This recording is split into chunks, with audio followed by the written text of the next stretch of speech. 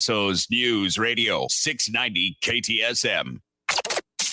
Live from the KTSM AM 690 studios, it's Talk El Paso with Andrew J. Polk. Be a part of the show by calling 915-544-KTSM, 915-544-5876, or comment online on our stream at facebook.com/Talk El Paso. It's 4 p.m. Mountain Time, and that means it's time to talk El Paso with Andrew J. Polk. Thank you all so very much for joining us here for Talk El Paso, airing live on News Radio 690 KTSM. I'm your host, Andrew J. Polk. Thank you for tuning in, however you may be doing so, be it on air, online, live streaming through the free and reliable iHeartRadio app, or joining us over on the various social media pages we're up on these days, facebook.com/Talk El Paso, the Talk El Paso channel over on YouTube, Facebook, other Facebook pages, Twitter at Talk El Paso, or twitch.tv, Andrew J. Polk. Of course, a lot of ways you can tune in, chime in, interact over on those, as we have a Willie Jenkins aptly demonstrating with the hola, tu también, and of course, a lot that we're getting into for you today. Of course, phone lines a little bit later in the show, as we normally do, but in the meantime, a lot of stuff to break down, including some of the aftermath. Hope you all stayed safe out there, as we had some of those major storms, even some hail coming down in parts of our area, quarter size. Some of the pictures being sent to our news partners over at KFOX 14. Definitely clearer skies today, definitely hotter, but some other things that are heating up, including those school board runoff races, with even just some of the stuff I'm getting that are well, I'm not going to say particularly with the small amounts being spent and it being focused primarily on mailers, it's totally mudslinging. But there's definitely a lot more being thrown around when it comes to those races. Delve into that, and of course, the results or lack thereof when it comes to the voting so far. But then also, of course, we've got some other very impactful local plans, such as a redesign now for that Bridge of the Americas expansion, and why it's at least the new option, still an option, not confirmed yet, doesn't involve demolishing the Coliseum, but still questions from area residents and anyone who uses it to get around, among other things. As we also have Eric von Holstein-Rathla with the hello and the wave. Hello to you as well. And then going a little bit further statewide, that mystery bill, the one that was missing there, finally being found / a point being made. I have some thoughts about it, but Lieutenant Governor Dan Patrick saying, oh yeah, no, I had it all along. That involved the local state rep, Joe Moody's, and on transparency, and the point being made, and well, just frankly, the state of this whole special session. We'll be getting into that as well, plus a whole lot more. So we also have RJ Promote say hey, AJ to you as well, I suppose, RJ. And then Robbie Flores also wishing and saying hello to everyone. So a lot to get into here today. So again, one of the better ways also to dropping those likes and reacts, including Eric von Holstein-Rathla, Monica Cervantes, and Robbie Flores. We do appreciate those. It helps us with all those algorithmic things. But definitely a lot going on in and around and, of course, affecting the community. And that's, of course, part of our dual missions to talk about the things that affect us here, because no one else is going to do that like we do, and also just have the ability to do so. So just kind of a case in point here. I'm not saying that this is about the character of the candidates involved, but as I dropped one of my mailers here, let me grab it real quick. The different things, and this is by no means the most contentious ones I've got. Actually got one in as of yesterday that I'll bring in tomorrow for y'all. But again, I live in EPISD District number 6, and well, the most recent one, interesting, and apparently it wasn't just to me.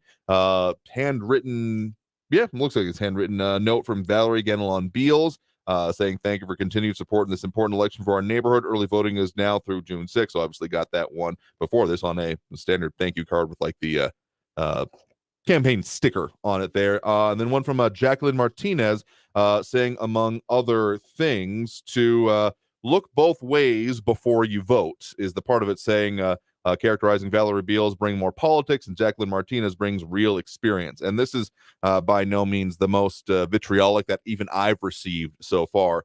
Getting more into, I think the latest one I said, ideas of politics, not even just bringing it, but being focused on it, including MAGA, like I think it was actually in the mailer. I got to get a picture of it or bring it in for y'all tomorrow, because sure, early voting is over, but the ramp up here, I'm not going to call it exactly kumbaya before this point, but the accusations, or at the very least characterizations, are definitely flying. El Paso Matter specifically, they've got some of the wrap up on their story out late yesterday. Early voting for EPISD, YSD school board runoffs ends Tuesday.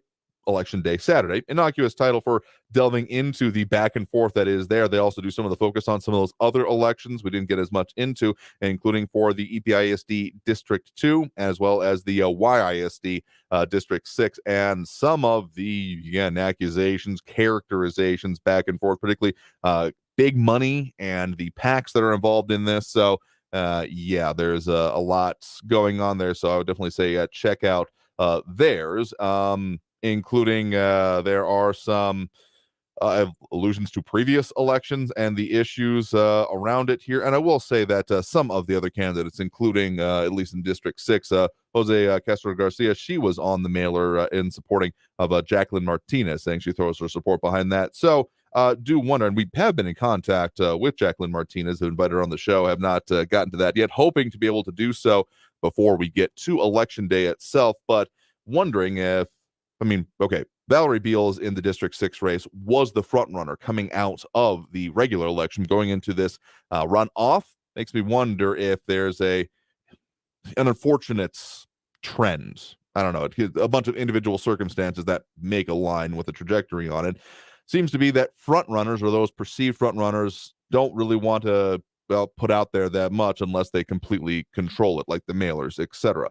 And I don't say that I'm not going to say that I totally don't understand it. I mean, if you're out in front and therefore an interview can only, I guess the perception is that it can only hurt you, which I fully disagree with. Informing people is absolutely the best way, I think, of any campaign to move forward. But I'm disappointed in it, at the very least. And RJ saying, what if the vote tally would be a few hundred to several hundred? Anyone giving odds in the individual races? I have no faith or confidence, but I will say that the current totals, according to epcountyvotes.com, depending on if you count the ballots, mail-in ballots returned so far, looking at about 2,200 to just over 2,800, which, for the grand total of all those voting, of just over 85,000 of those eligible to do so, puts it at either about 2.5% to just over 3%. If we hit double digits in this election, I will frankly be flabbergasted and disappointed, like, just regardless. But that's some of the things going on here in town right now. Of course, what other things going on do involve new potential designs for the Bridge of the Americas. Now, of course, we've been talking about that. The $600 million, I do believe, project that is being overseen by the General Services Administration, the GSA for short, which sometimes call government, but it's definitely standing for General Services. Our news partners over at KFOX 14 spoke with the Danny Partida, U.S. General Services Administration Project Manager on the BOTA modernization project. A little bit of a mouthful there. And there has a new design has been released as part of it. We talked previously about how there was one that was basically the existing footprint, one that was then moving and taking about the southern half of the land that makes up the entire El Paso County Coliseum complex. And then there's the one that takes over the entirety of it, including involving demolition of the Coliseum itself. Now there has been a fourth option added. The map is not the clearest one to me. And again, you can see the full details over on the story from our news partners at KFOX 14 entitled, out late yesterday, Federal Government Releases New Design for BOTA Expansion Project. And they have the previous examples that are shown there, and including the span that it takes up. This new one, I guess I'm not too sure about what the total changes that end up being, because anyone who's familiar with the area or the land around there may be familiar that we've also then got the Paisano Green community right there. And no, that one is not affected in any of these plans, at least not directly land use wise. All of them keep that intact, but that alternative, the other alternatives, design plan number 4, or viable alternative 1A, I think is actually labeled in the presentation, shows that it would be behind the Paisano Green community. So I guess encroaching closer to it without actually taking the land. You can see the pictures for yourself. And there are some of the residents in the area still raising questions about, okay, so you're going to have major trucks right next to residential parts of it. So tell you what, we're going to take that first break right now. We'll delve a little bit further into that after this break and some more of the comments as well. But then also, the State House never fails to disappoint, if maybe a little bit procedural at times. But let's just say the drama, or at the very least the clash of personalities, which can lead to drama, is definitely on feature here, including the bit of theatrics that ended up, I guess, being involved in the resolution for the missing bill, the one that had been signed but not made it all the way through and passed. It had been passed by the houses before making it to the governor's desk. Some resolution of a sort from the Texas lieutenant governor, and the point I guess he was trying to make about that just happened to put a local state rep's bill in the crosshairs. So we'll talk about that breakdown, and also just state of the session, special session, and the demands being made already. So back after this break with more Talk El Paso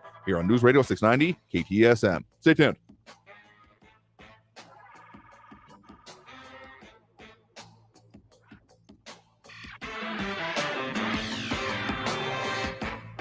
Traffic all day. News Radio 690.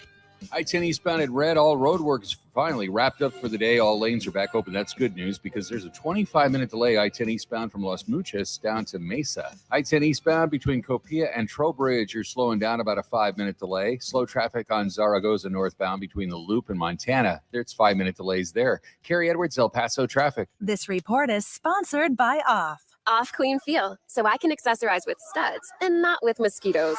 I can wear my classic white crop and flag panel jeans and know that I'm covered with 8 hours of not sticky, fragrance-free protection. Get your pre-party protection on with Off Clean Feel. SC Johnson. When your back pain is your foot's fault. This is Dean's story. It was affecting me when I walked, which is a kind of a common activity. Dean's chronic back pain had become a pain in the you-know-what. At first, I just sort of ignored it, but eventually everything catches up to you. Physically and mentally. Back pain affects your mood. It really does. But that's not the only connection Dean made. A friend of mine suggested I go to the Good Feet store. I was a little confused. Why would I need a foot store? My feet are fine. But he thought, what the heck? He had nothing to lose. They took impressions of my feet, and with the footprint, they were able to get me a personalized arch support that lifted pressure off my back. So the source of your back pain was right under your toes. It's something maybe I should have known, but I found out in the nicest possible way. See how arch supports work for you with a free fitting. Find your Good Feet store at goodfeet.com. Airway Boulevard at I-10. Widespread racism and discrimination against Asian American and Pacific Islander communities is a serious and devastating issue that is impacting the lives of millions every day. It's up to all of us to stand up, speak out, and put an end to AAPI hate. Stop AAPI Hate is a national coalition that documents acts of racism, discrimination, and other forms of bigotry targeting Asian Americans and Pacific Islanders across the United States. To report a hate incident or to learn more about what you can do to help, visit stopaapihate.org. Do you find yourself stuck in a timeshare? Get the real facts about the timeshare industry and your options for cancellation. Chuck McDowell, founder of Wesley Financial Group, has put together a free information guide that reveals the secrets the timeshare industry doesn't want you to know, including the 5 ways to get rid of your timeshare. Call now and get this timeshare cancellation guide absolutely free. Call 800-334-2266. That's 800-334-2266. 800-334-2266. Stay informed at kcsmradio.com. Children who grow up in poverty are part of a destructive cycle. At Child Fund International, we find this unacceptable. In 25 countries, we are vigorously fighting poverty and improving the lives of children and their families. Learn more at childfund.org. News Radio 690 KTSM. Live from the KTSM AM 690 studios, it's Talk El Paso with Andrew J. Polk. To be a part of the show, follow on Facebook at facebook.com/Talk El Paso. Now here's your host, Andrew J. Polk.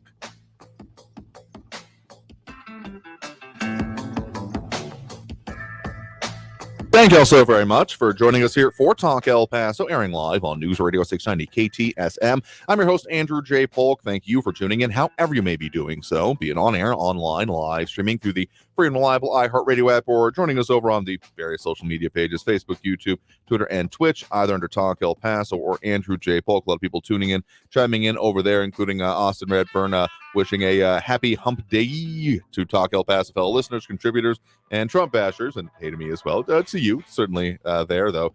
Careful what you wish for is all I'm going to say. And then Flock Menace also, again, I know you're out there and you're saying something, just the graphic you're putting up doesn't show through on the comments, unfortunately, but appreciate you chiming in as well over on the social media, primarily the Facebook, but of course, find us under similar YouTube, Twitter, other Facebook pages, and of course, twitch.tv if you so choose to. Some other commentary, including Ed Clore with you had me doing a double take there for a second, saying, I went to early vote, but got, quote, no balloted, end quote. I'm in EPISD, District 6E.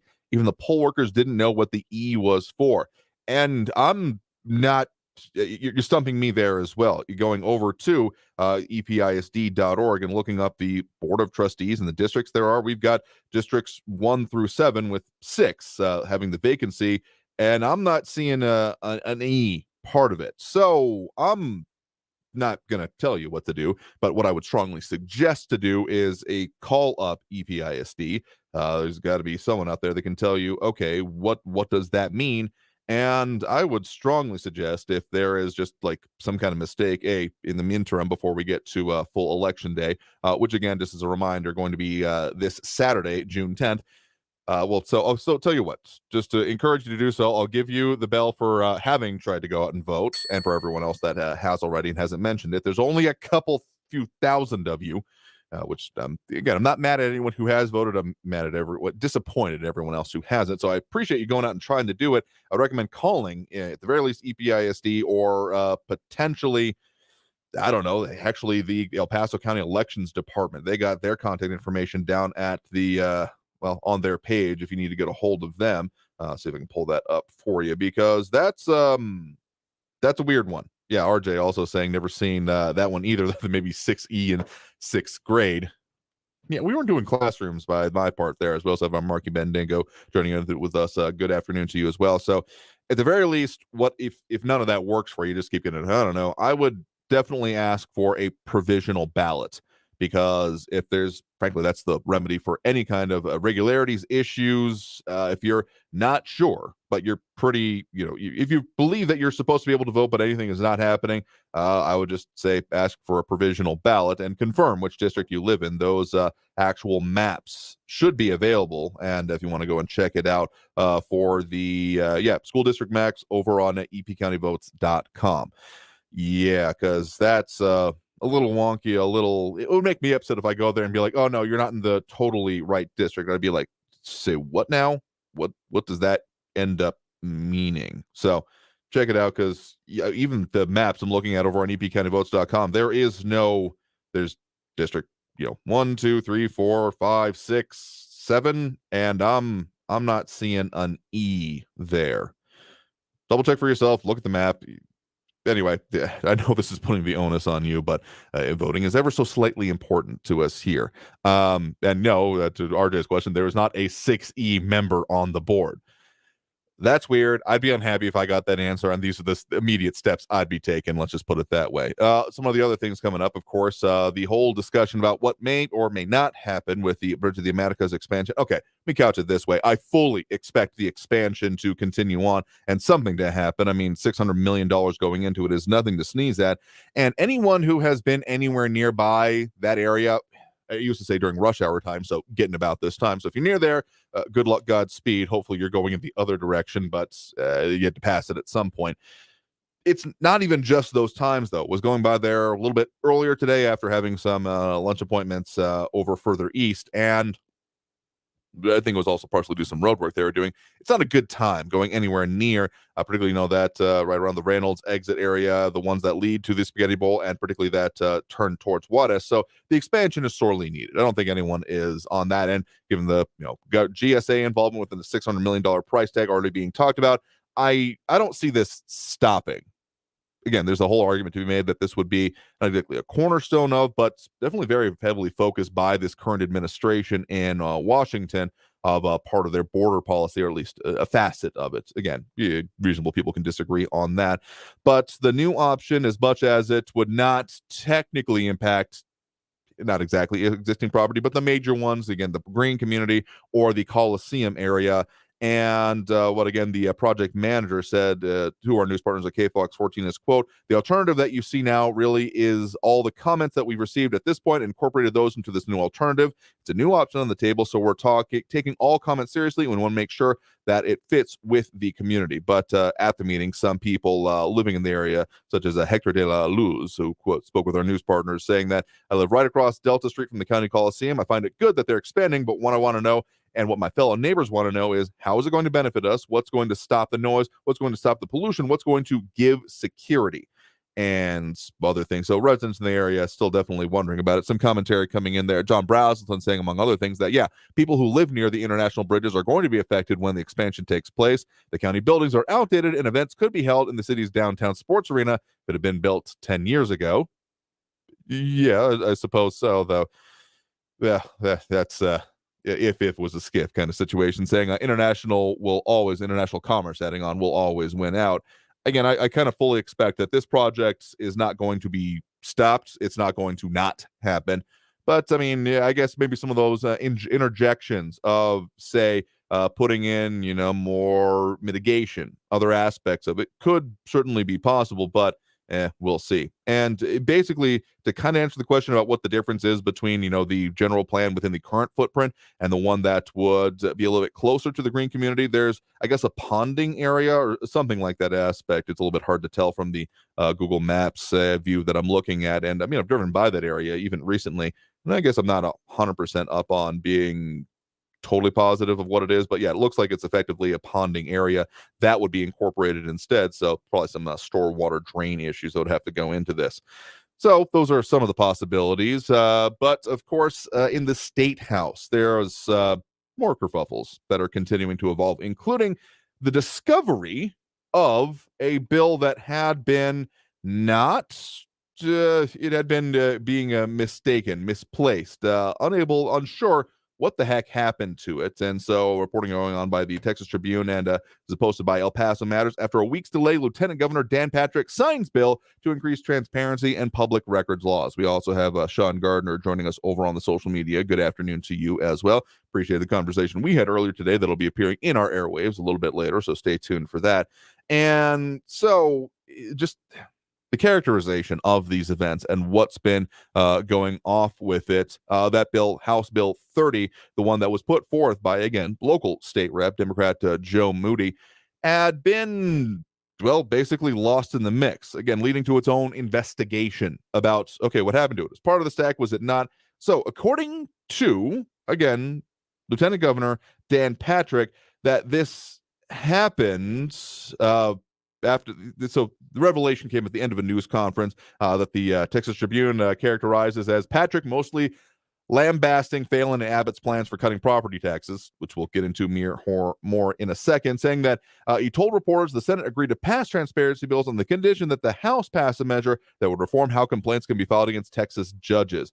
And so after learning that failed, Patrick accused the House of, quote, playing games, end quote, and that he randomly selected Moody's bill out of a stack that he was slated to sign, saying, what's this bill all about? Let me see that bill. And that he, quote, stuck, end quote, the legislation on his podium, where it remained for days in a version of defiance of it'll show you. I don't know. I'm giving characterizations that can't necessarily be found in his exact words, but there's kind of there are further questions. What Patrick told reporters is that he always planned to sign it, but some of his staff weren't as forthcoming. In fact, did not respond to requests from comments about that. So, yeah, just kind of a weird situation. And I'm going to say this, it maybe doesn't bode well for the progression of all of these special sessions, including new demands that he is putting forth on the legislature, the House specifically, to reconvene, to get their butts back and okay, maybe not do his bidding is totally a generous aspect of it, but honestly, best characterization I can come up at this part. The personality clash continues on, and we'll delve more into that as we got to take that next break right now. The progression of this session, and with the specter of multiple more to come, this will probably be an interesting year of the legislature part 2. But let's get back into that after we take this next break. Again, more comments coming in. We'll talk more about that. And of course, all the things affecting us here in the borderland after this break. You are tuned in to Talk El Paso, airing live on News Radio 690 KTSM. I'm your host, Andrew J. Polk. Phone lines here in just a bit. But in the meantime, stay tuned. More Talk El Paso after this break here on News Radio 690 KTSM. Stay tuned.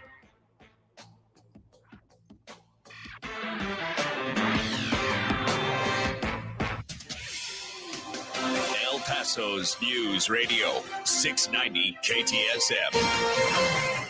Hello, everyone. This is Robert Olguin with your KFOX 14 News Update. A 32-year-old man that was shot in El Paso's Upper Valley has died from his injuries. He's been identified as Marcos Fino Jr. According to police, he was involved in a road rage altercation with Raul Orozco along the 5900 block of Donovan. Orozco reportedly chased after him. During that pursuit, Orozco is alleged to have called his sons, Jose and Christian Orozco, for help. According to police, the sons blocked Fino's vehicle, and during an altercation, investigators say that Jose shot Fino. The Orozcos fled the scene and contacted police from an address in the 300 block of Montoya. All three were arrested and are facing a murder charge. A man who fell into oncoming traffic on I-10 after an argument with a person has died. The incident happened Saturday at I-10 West and Reynolds. Police said Tuesday that the 29-year-old man had died. According to investigators, he crashed into a median and was arguing with his passenger when he lost his balance and fell into oncoming traffic. This has been your KFOX 14 News Update.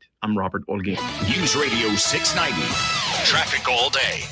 Slow traffic coming in on the 54 southbound between McCombs and Kenworthy. It's a 9-minute delay. Slowest spot in town has got to be in the Upper Valley right now on the I-10 eastbound from Vinton all the way down to just past Red. It is a 30-minute delay. I-10 eastbound Piedras to Geronimo. Slow traffic through downtown with a 5-minute delay. And eastbound Montana from McRae out to Zaragoza, 10-minute delay. Kerry Edwards, El Paso traffic. From the KFOX 14 Severe Weather Center, I'm Chief Meteorologist Brad Montgomery. Looking ahead to our Thursday, partly cloudy skies for tomorrow. A nice start. Lows back down into the 50s and 60s, but it's going to be another hot one for the afternoon tomorrow. High around 92 degrees. As we look ahead to your Friday, partly cloudy, breezy. High around 91 degrees. For your Saturday and Sunday, mostly sunny on Saturday. High around 92 with a high around 95 for your Sunday. From the KFOX 14 Severe Weather Center, I'm Chief Meteorologist Brad Montgomery. This report is sponsored by Staples Stores. Staples Print and Marketing Services help small business print big. Now get $15 off signs, banners, and posters when you spend $75 or more. Offer ends July 1st. Visit staples.com/printbig for details. This is your sign to try Staples, where your prints are perfect, guaranteed. I'm Martin Hoke, the inventor of Navage Nasal Care, and I love Navage. I've told you about how your nose is the body's air filter, that Navage's powered suction will help flush out allergens, viruses, mucus, and germs, and that Navage will help you breathe better. But what do other people say about Navage? Like Ricardo, quote, "This is one of the greatest inventions ever. I know this may sound like I'm exaggerating, but this sucker is amazing. The first time I did it, I couldn't believe what came out of my sinuses. I could breathe with ease. My wife just bought one too. Thank you for this product," unquote. He's one of over 100,000 online reviews praising Navage, the all-natural solution trusted by over 3 million people to help you breathe better, sleep deeper, snore less, and stay healthier without drugs. Navage is available at Walmart, CVS, Walgreens, Target, Rite Aid, and online. Navage, Navage, clean nose, healthy life. For the local issues and discussion you won't get anywhere else, turn to Talk El Paso, weekdays at 4 right here on News Radio 690 KTSM, brought to you in part by the El Paso Community Foundation. Sound off on what matters to you, Monday through Friday, 4 to 6 p.m., and let's talk El Paso. Off clean feel, so I can accessorize with studs and not with mosquitoes. I can wear my classic white crop and flag panel jeans and know that I'm covered with 8 hours of not sticky, fragrance-free protection. Get your pre-party protection on with Off Clean Feel. SC Johnson. This report is sponsored by Off. News Radio 690 KTSM El Paso. Live from the KTSM AM 690 studios, it's Talk El Paso with Andrew J. Polk. To be a part of the show, call 915-544-KTSM or follow on Facebook at facebook.com/Talk El Paso. Now here's your host, Andrew J. Polk. Thank you all so very much for joining us here for Talk El Paso, airing live on News Radio 690 KTSM. I am your host, Andrew J. Polk. Thank you for tuning in, however you may be doing so, be it on air, online, live streaming through the free and reliable iHeartRadio app, or joining us over on the various social media pages, Facebook, YouTube, Twitter, and Twitch.tv, like Mondo Moncada is. Howdy to you as well. Again, either under Talk El Paso or Andrew J. Polk is names you can find us on those platforms. In a lot of ways we do that, a lot of reasons to do that, to make it most accessible for y'all, but you don't need to know the span of it. As long as you can see us, hear us, interact to your level of comfort, that's the right place for you to be as we continue, again, our dual missions to, A, have live local talk radio here in the borderland, because I will continue to say this, that damn it, we deserve it, and then also talk about the things that affect us here, because no one else is going to have that conversation the way that people who live, work, experience the locality end up doing here. So phone lines here in just a bit, but of course, a lot more going on here, including what's going on with the Texas legislature, though, of course, some conversation still coming up about the whole Bridge of the Americas expansion and related issues, such as Flaco Jimenez saying that Kingme would have all trucks cross at Santa Teresa. There would be no need for a new bridge then. I mean, getting rid of the cargo aspect of it, it is a provocative idea, though I would still say that probably is going to need some new revamping. At the very least, it's beyond whatever original designers probably had in mind for the backups of multiple exits back on I-10 that we see sometimes of the traffic, just the passenger traffic trying to get there is significant, as we also have Ida Beza Gardner with the hi and the wave there to you as well, certainly. And those dropping those likes and reacts, we do appreciate, including James Holmes, Flaco Jimenez, RJ Promotes, Eric Von Holstein, Ratho, Monaco Cervantes, and Robbie Flores. Oh, there's the hi. I knew I was missing it there somewhere. And so, yeah, I mean, the idea of making it Santa Teresa, Santa Teresa is still looking at its own expansion. The fact that that place has grown up so much, even just the past few years, in terms of road quality, in terms of facilities out there, and those increases potentials for crossings. I know there's one that's been discussed, like in Anapra. I don't hold out that much for that one happening, but new or revamped crossings out in the Santa Teresa area. I mean, it all contributes to like the regional crossings and economy, right? So very interesting to see what's going on out there. But I don't think it would totally alleviate this problem with the Bridge of the Americas, because we still have being the free bridge and people spending the most time trying to get across there. There's capacity issues and just the ability to do it. So, I mean, streamlining it to make it so that it would just be passenger traffic, non-commercial, put it that way, could be a solution, one that wouldn't involve too much needing of extending a footprints, but yeah, we'll see. I'm not the king of this situation either, even if if I ever find that magic wand that I could wave to deal with these situations, that'll be a very interesting day indeed. But speaking of magic wands, or the lack of them, the Texas legislative session, we're in, of course, that first special session. I am calling it the first, not the special session, because, of course, we've had Governor Greg Abbott literally label this number one. Yeah, we got a lot more potentially coming there. So even before this whole what happened to it, I almost want to call it, a magic bullet, but magic bill theory that was going on before Lieutenant Governor Dan Patrick said, "Oh no, I had that bill all along. I always meant to sign it. Don't worry, I was going to sign it. I was just making a point about it." But yeah, it sounds a little bit like he got ticked off to me and is continuing to exhibit those very cuddly personality. Okay, I've never met the Lieutenant Governor. I have no reason to doubt that he's a fine individual, but I got to say, these personality conflicts that are happening between not even just the chambers right now, but even, Patrick punching a bit upwards towards Abbott for his, at the very least, lack of endorsement of his plan. So what this all really hinges on, and the reason that, again, Lieutenant Governor Patrick is demanding that the House of Representatives for the state of Texas come back and reconvene their session. Dagnabbit. Okay, he didn't say that last part, but that's what I imagine he's saying in my head, because they passed a plan that he did not like. So it did the deep dive into what exactly are the conflicting parts of this, given some broad things. Both of the plans that deal with property tax relief deal with compression. And that is basically, the major part of property taxes. Of course, yeah, we've got aspects of, umpteen different taxing entities. Another reason I encourage people to go over to epcountyvotes.com is you can find out what taxing entities are taking the chunk out of your change, so to speak. You also get that whenever you had your appraisal coming out from the El Paso Central Appraisal District. So go back to that paperwork if you're a homeowner, a property owner, etc., and got that little bit of fun in the mail, because you know who is therefore going for it. The major part that the Texas legislature has been dealing with is based on the school districts, and so the compression part of it, of basically taking their own chunk out of the pie of what is being put on homeowners when it comes to those budgets. That's where that's, the 13 or $17 billion. They've seen different numbers being thrown around here. I think they're the same ones, just different ways of couching it. Point of that is that they're trying to make it say, okay, less comes out of property owners, more from state revenues, because of course the state of Texas does not have property taxes. They get their funding. The surplus they were talking about, that roughly $30 billion, comes from excise taxes, sales taxes, usage fees in general is a very broad way to put it, but one that I find most accurate. And the circumstances that they are doing to try and therefore bring it down is by basically saying, okay, we're going to take out portions of these school district budgets, provide them directly from state funds, and therefore you have less of the maintenance and operations sector of your budget that therefore will be assessed to local taxpayers. Certainly appreciate the efforts, having become on the roles of the local property owner taxpayers myself in this last year. But it does still leave the question of, okay, but what about the rest of it? Because that's a arguably piecemeal kind of thing, and doesn't necessarily have okay, but it could change now, continue to rise there.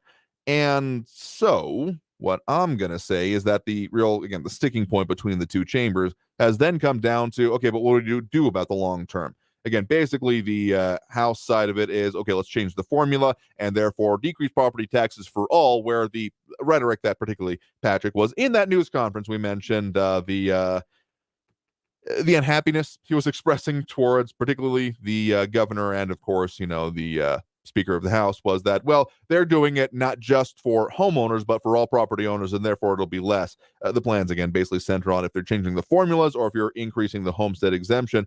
I think the governor at this point isn't necessarily saying, I don't like the Senate's plan, and therefore I'm going to go for the House's plan, but the House is the one moving on it, and maybe there's a little bit of fed-upness with the lieutenant governor and his king of the hill, king me, so to speak, type of attitude. The personalities do continue to flare in this, and that's why I don't see this being a good sign for the rest of these special legislative sessions, because we still got other ones that are going to have to be addressed and dealt with. Because technically, even as though we've talked a bunch about school districts, the actual funding for school districts is not a part of this. It's just okay, how are we going to change the property tax implications? And then another one is absolutely just about to be called. We'll see if Governor Greg Abbott gives legislators a summer vacation at all this time.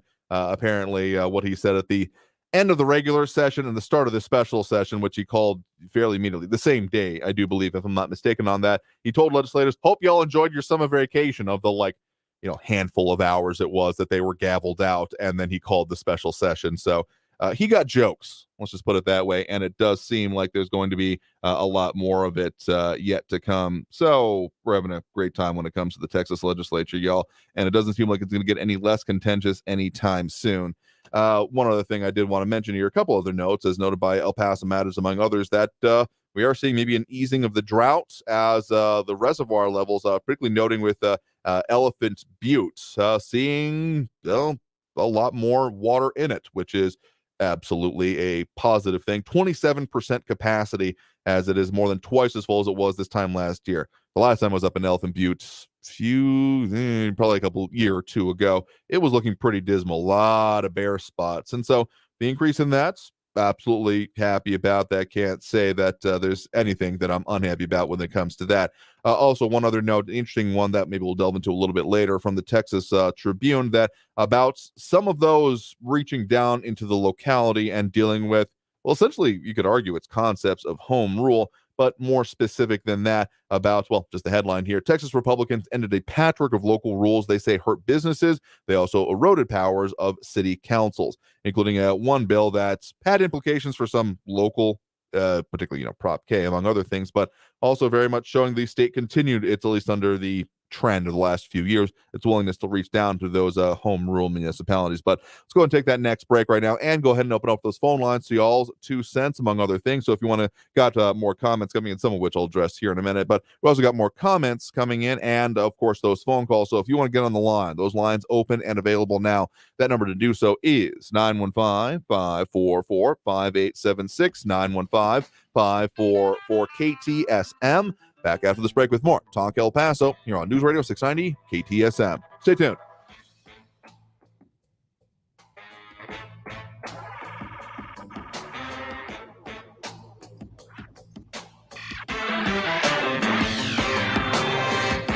Hello, everyone. This is Robert Olguin with your KFOX 14 News Update. A 32-year-old man that was shot in El Paso's Upper Valley has died from his injuries. He's been identified as Marcos Fino Jr. According to police, he was involved in a road rage altercation with Raul Orozco along the 5900 block of Donovan. Orozco reportedly chased after him. During that pursuit, Orozco is alleged to have called his sons, Jose and Christian Orozco, for help. According to police, the sons blocked Fino's vehicle, and during an altercation, investigators say that Jose shot Fino. The Orozcos fled the scene and contacted police from an address in the 300 block of Montoya. All three were arrested and are facing a murder charge. A man who fell into oncoming traffic on I-10 after an argument with a person has died. The incident happened Saturday at I-10 West and Reynolds. Police said Tuesday that the 29-year-old man had died. According to investigators, he crashed into a median and was arguing with his passenger when he lost his balance and fell into oncoming traffic. This has been your KFOX 14 News Update.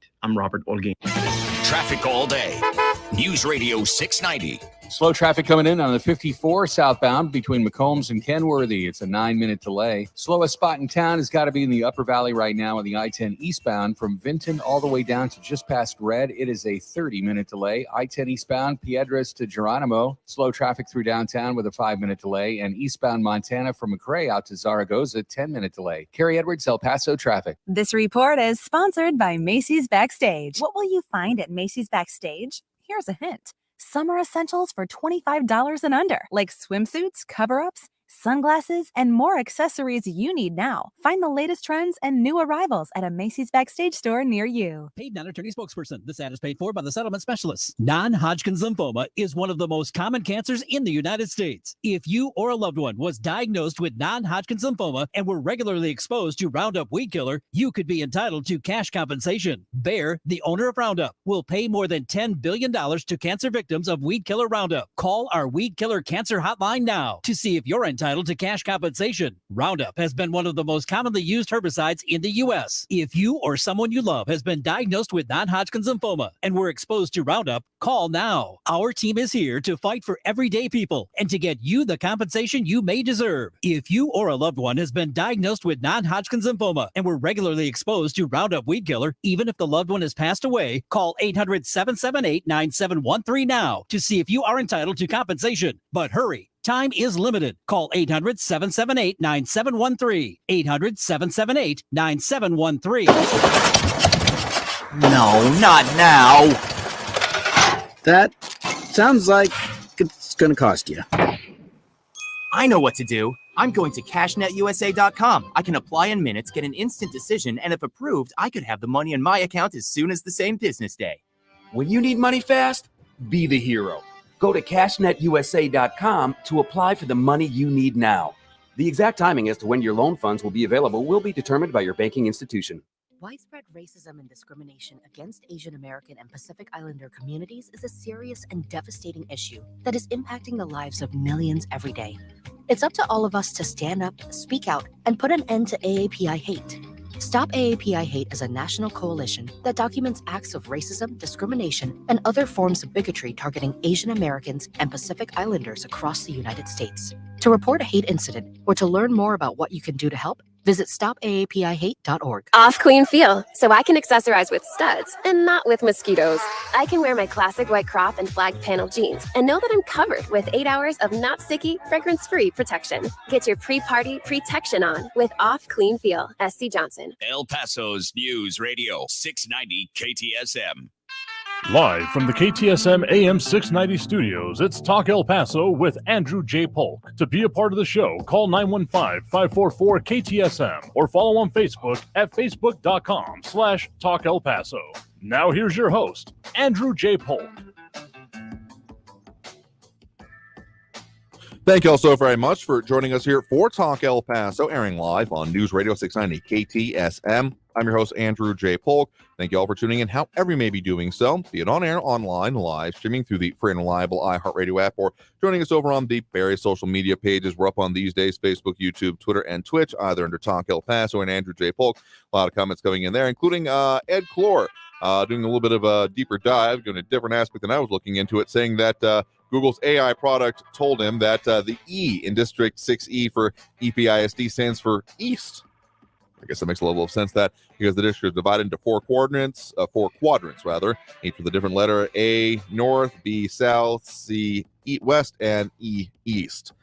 It still should be able to vote for that there, so I'm going to still totally encourage you to look at contacting EPISD and potentially the El Paso County Elections Department, because if you're in District 6, EPISD's website shows that District 6 for EPISD is vacant and needing to be filled after the resignation, I guess, late last year, middle of last year. I guess I'm not actually sure when that happened, but of the sitting rep at that point, stepping away from both the, he was also running for city council at that time. So fun stuff was going on there. But in any case, if you're in the district, you should be able to vote for the Board of Trustees member for that district. So the fact that you're given a no ballot, yeah, not on board with that. Other question that came up about what happened to some other callers and listeners here. I'm going to say some have been trying to revive the use of the pound 250 line, one that I don't mention much, or I think it's the first real reference I've made for it in a minute, but we keep having issues with the audio quality on, so we're not actually able to play them up here. So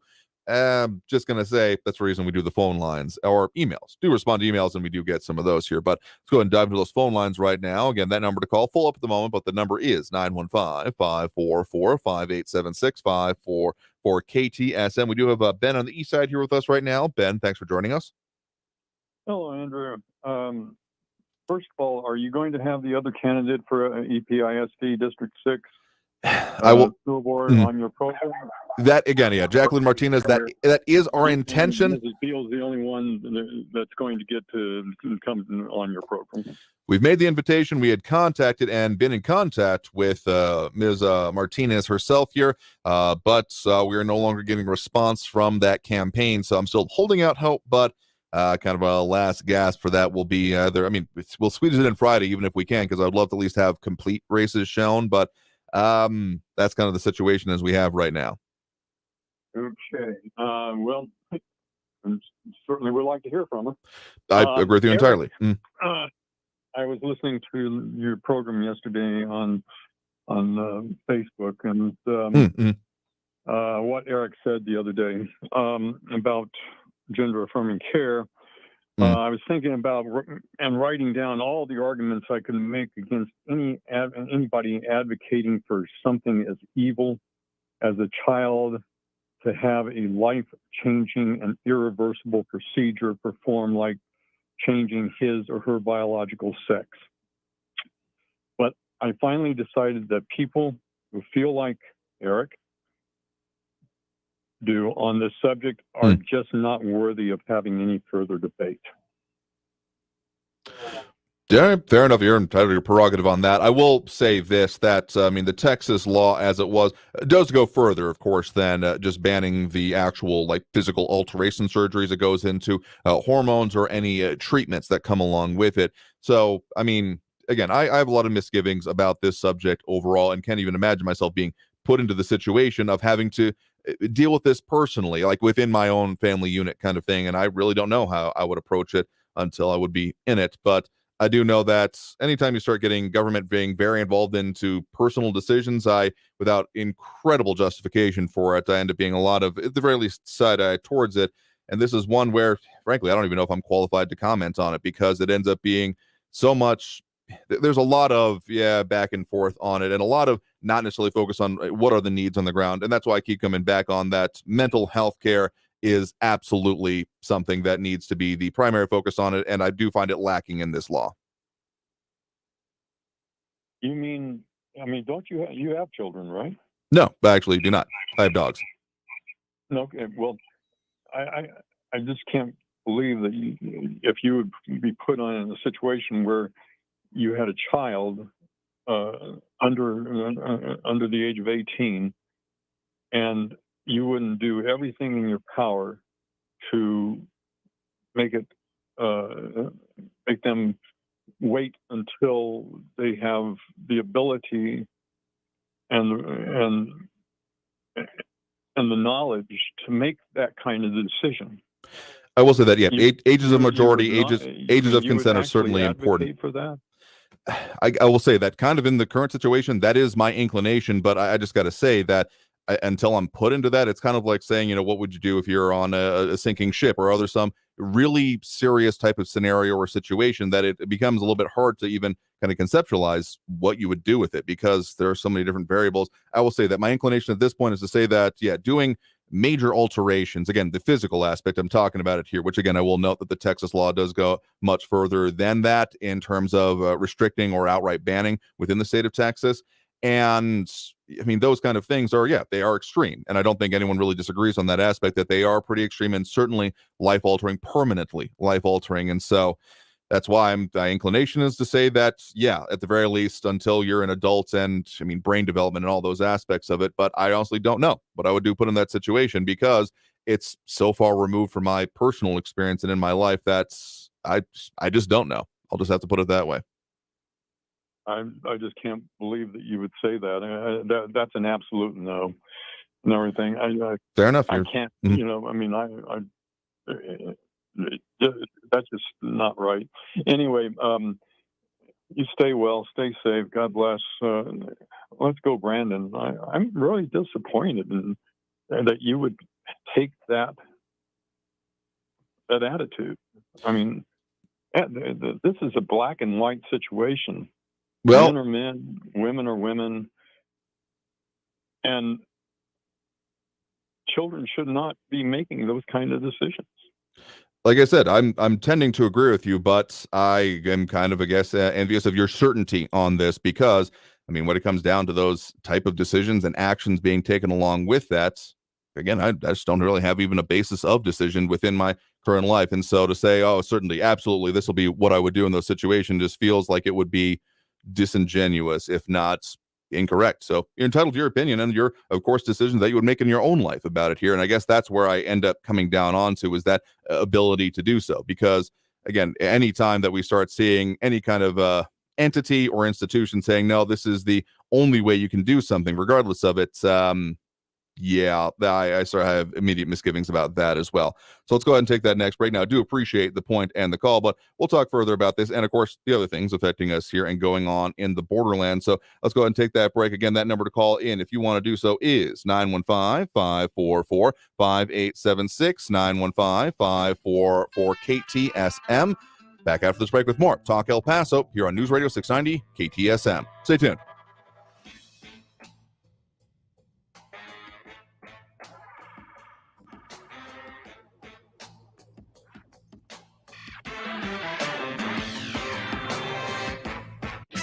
Traffic all day.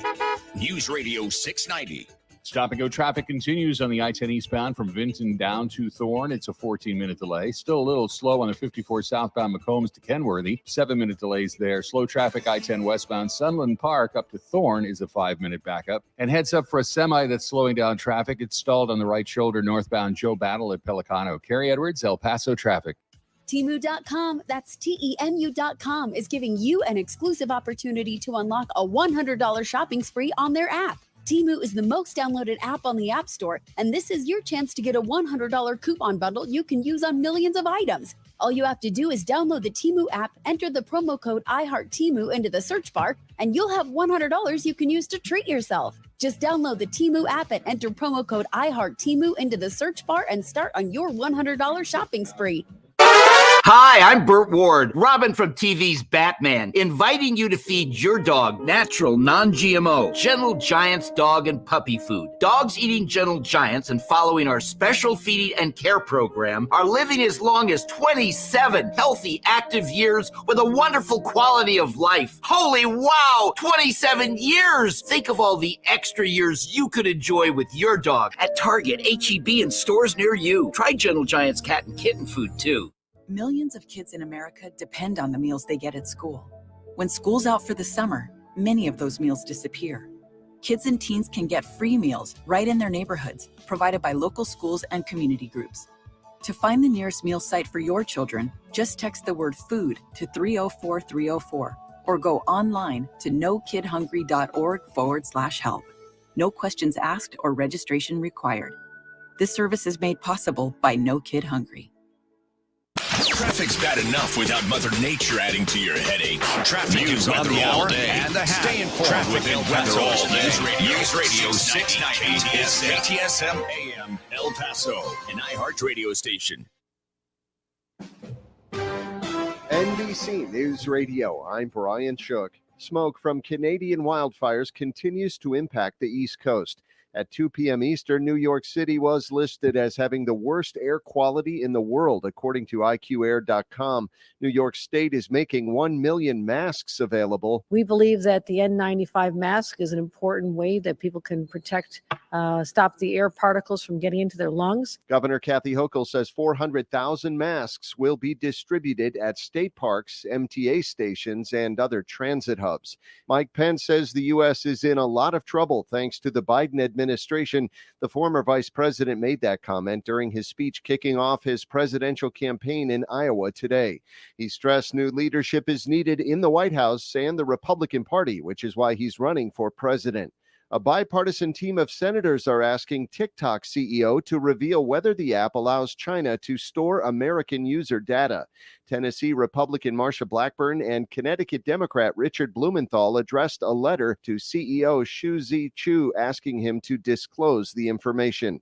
Supreme Court Justice Clarence Thomas is asking for an extension to file his annual financial disclosure. Lisa Taylor reports. That comes after a ProPublica investigation into gifts and trips Thomas allegedly accepted from a GOP megadonor. According to a spokesperson for the Administrative Office of the U.S. Courts, the court's 2022 disclosures were made public today, but he and fellow conservative Samuel Alito both are asking for extensions. A new clue that one person thinks could be linked to the Zodiac killer has been found in the Sierra foothills. The clue was discovered from satellite images by an amateur sleuth who saw a 25-foot wide rock formation that looked like a bullseye about 10 miles west of Tahoe.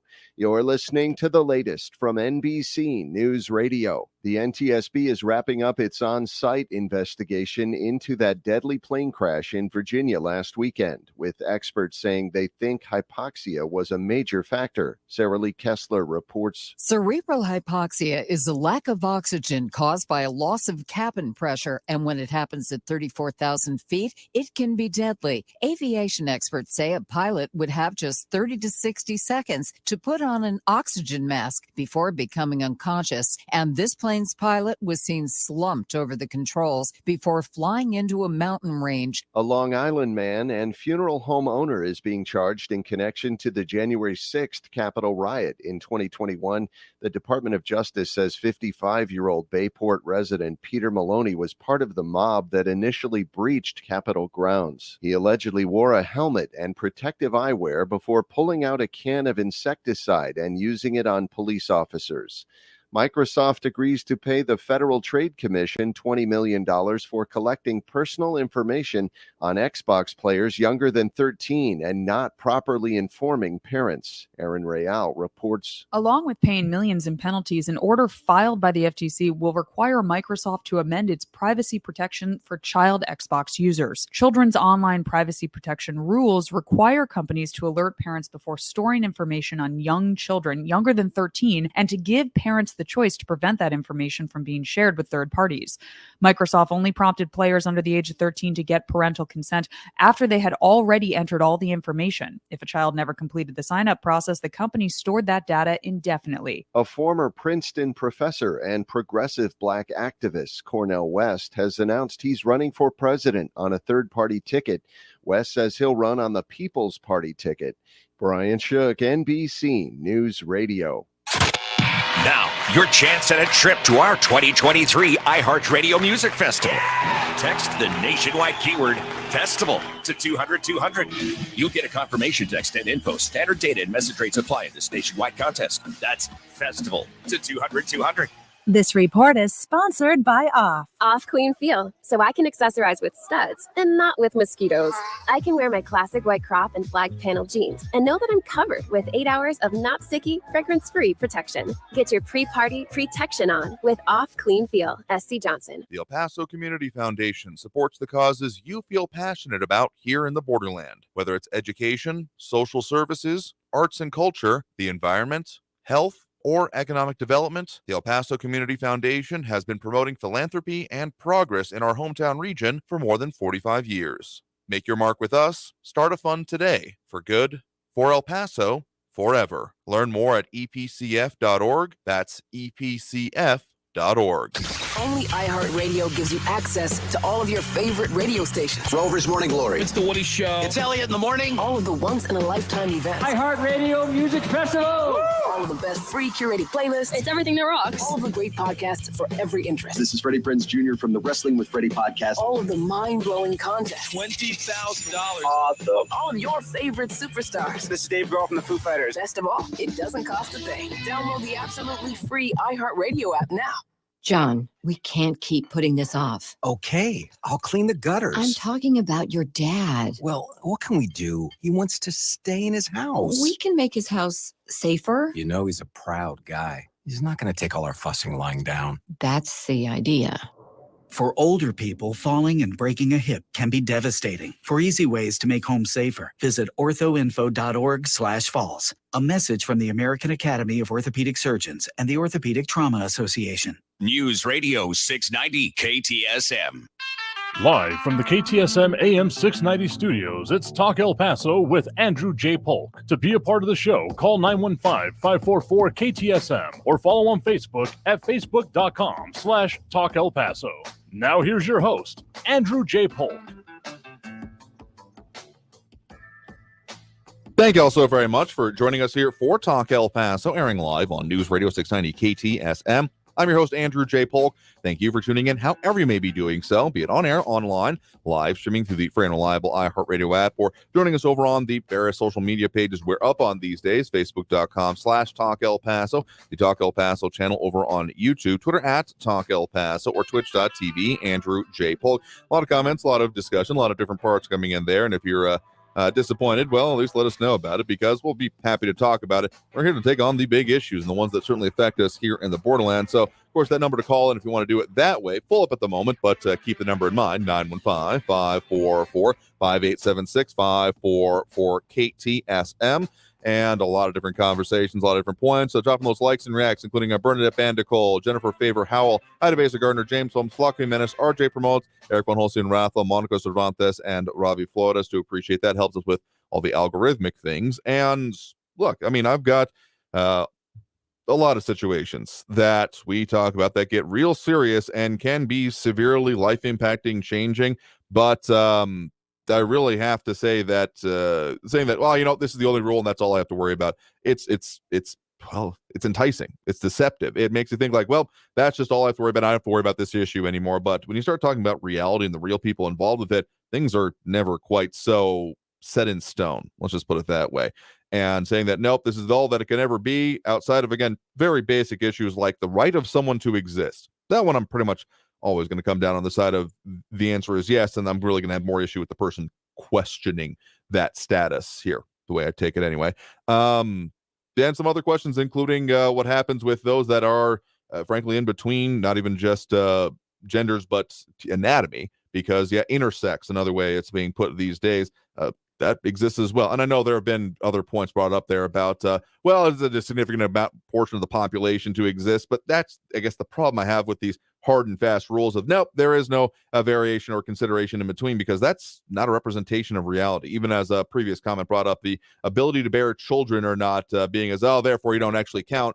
What about people that were, you know, cisgender, born that way, and simply for whatever quirks of anatomy, life, or injury, unable to do so? Does that mean that they are not what they are? And that's why putting all these pithy phrases and a quick idea of, oh, no, it can't be real, or stuff like that, I just have such an issue with, because it's a lack of reflection of reality and can ultimately end up hurting people who you weren't even considering in this. But I guess that's the part of it, the non-consideration. Anyway, we take on all the calls that we do here, and we sometimes get into things that surprise me. But if you want to get on the line, let's delve right back into it here. Of course, the number to do so, 915-544-5876, 544-KTSM, and some other commentary about too much time on people's hands. I guess that's where I tend to kind of come down. Not that saying that we can't talk about things, obviously what we're here to do. But I don't really care much about what someone does in their life. Okay, the example that came up yesterday, to dwell on this for another half second here, about anorexia or bulimia, eating disorders in general, and that being a mental health concern. I will absolutely agree with that. But also, I will note that there is a significant difference in laws, at the very least ones that have come up recently, when it comes to deal with those. Because saying, oh, no, it's illegal to be, bulimic or anorexic, I'm not going to call it a good thing in those cases, but getting the law involved and passing laws and dealing with it that way is maybe you should look at, again, mental health treatment for those circumstances and getting those people so that they are well and dealing with the underlying issues is what would really be the focus for me. So if it was in my life and someone that I had, direct responsibility, control, or involvement with would want to, get into like maybe intervention territory at those points for those people involved with it. But saying that, well, let's get the government involved is not the way I would end up going about that. And so that's my thought on that part of it. Let's go to the phone line here. We do have Tony on the east side here with us right now. Tony, thanks for joining us. Sure, Andrew. Good afternoon. Afternoon there. What's on your mind? On previous caller, Ben. He's right on, dead on. Manipulating, doing anything with children, sexualizing children is straight out pedophile and demonic. Godly is be fruitful and multiply. Demonic is the opposite. So once you mutilate children's privates, and that's it for the rest of their life, when they realize they were too dumb to decide it or too young to decide what to do, but they were railroaded from either the school system, teachers saying you got the right to be whatever you want to be, even though you don't know what you want to be, then there should be a class action lawsuit against this. Anybody enticing a child to do anything, we'll say immoral, but if everybody's moral standards are different, so we'll just say other than normal or natural. I mean, whose grandma would agree to that? Nobody. But liberals, they just keep pushing the envelope, and every few years they press it a little further. Now, my main reason for the call was regarding the bridge. Sure. Anybody can take 2 minutes, do a little Google Maps, select the satellite view, and see how 5 lines turn into 1 lane. Mm-hmm. You have a funnel of cars on one side. The other side of that is 3 lanes go to 1 lane. No matter what you do on this side, it's still a funnel. All 17,000 cars that go in today are going to go snaking through these concrete barriers. And until that's fixed, and he's throwing money at the problem over here is just foolish. Typical liberal thing. Throw other people's money at it. And after a few years, you're not a representative anymore. You don't care what a mess you made. But financially, you're devastating the taxpayer. And if some people say, well, let's just make more revenue on tax, let's legalize drugs. That's the most foolish thing. We've had that in Colorado for over 10 years.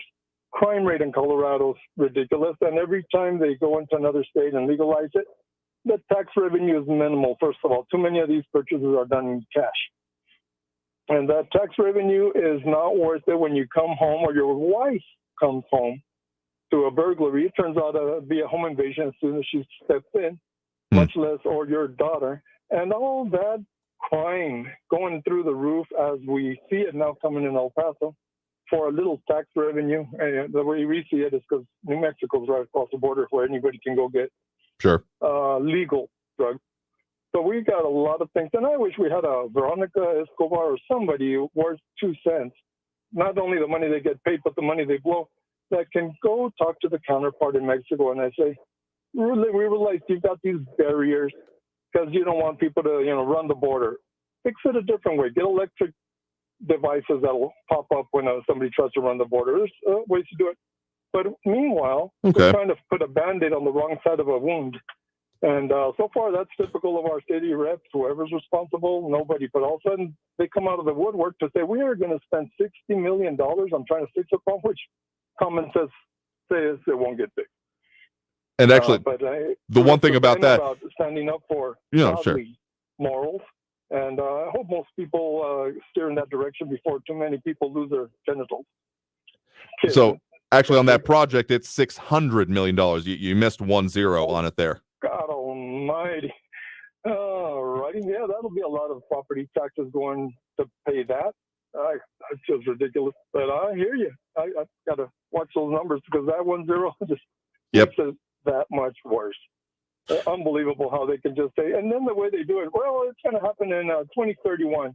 So when 2031 rolls, the city reps at that point say, Well, there's not much we can do about it. It was already approved 7 years ago by that city council, so we just have to follow their lead. Right. Everybody's lining their pockets except for the taxpayer. But that's a nice excuse they do. Well, that was passed way back then, so all we got to do is just spend that money. Oh, that's still spending our children's money. Anyway, you look at it.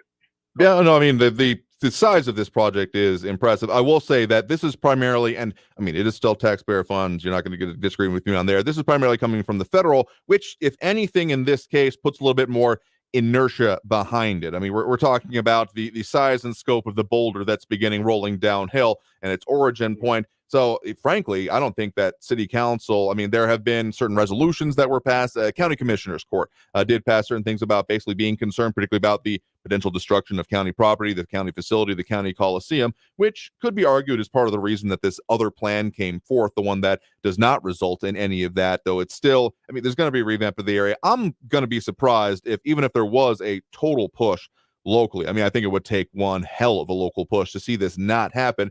I think there's plenty of people that do want this to see this happen because, I mean, the situation on the roads, it's not great, though. Kind of what you're referencing there, maybe not directly, there is a whole capacity versus what will be utilized of it.